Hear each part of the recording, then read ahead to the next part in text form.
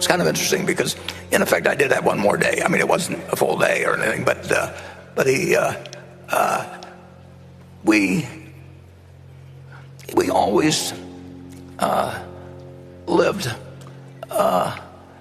in a way where we were happy with what we were doing every day. I mean, Charlie liked learning. He liked, as I mentioned in the movie, he liked a wide variety of things. So he was much broader than I was. But I didn't have any great desire to be as broad as he was, and he didn't have any great desire to be as narrow as I. But we had a lot of fun doing anything. And we played golf together, we played tennis together, we did everything together. And this you may find kind of interesting. We had as much fun, perhaps even more to some extent, with things that failed, because then we really had to work our way out of them.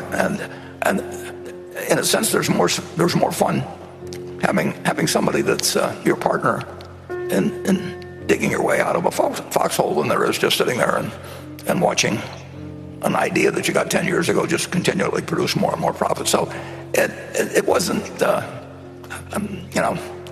he really fooled me though.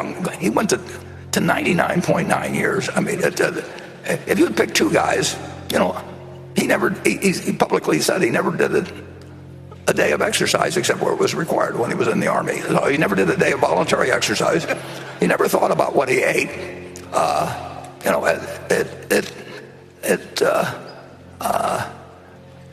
We started every day, and Charlie he was interested in more things than I was, but we never had any doubts about the other person, period.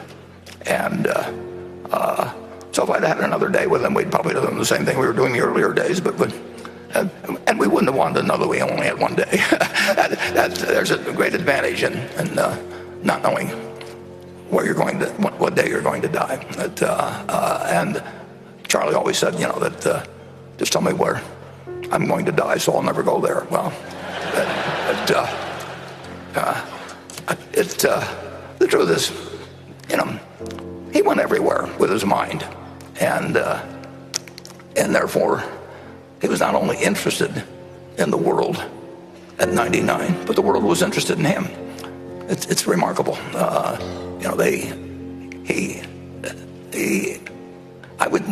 I told him in the last few years, I'd never seen anybody that was peaking, at 99 and where the world wanted to come and see him.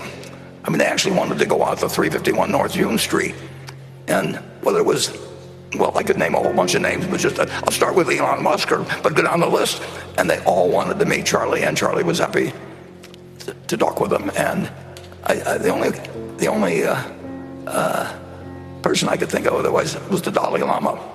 I don't know that they had a lot else in common, but it was he lived his life the way he wanted to, and he got to say what he wanted to say. He, like I, loved having a podium, and again, I can't remember any time that he was mad at me or I was mad at him. It just didn't happen.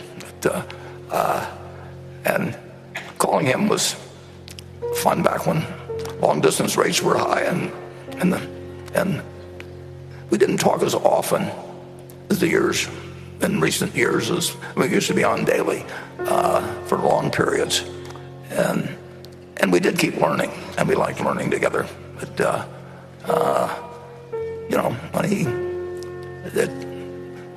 we tended to be a little smarter because as the years went by, because we had mistakes and we had other things where we learned something, and the fact that he and I were on the same wavelength in that respect meant that the world was still a very interesting place to us when he got to be 99 and I got to be 93. So I don't have a perfect answer for you there, but I can tell you the ingredients that would go into. Sometimes people would say to me or Charlie at one of these meetings, if you could only have lunch with one person that lived over the last 2,000 or so years, who would you want to have it with?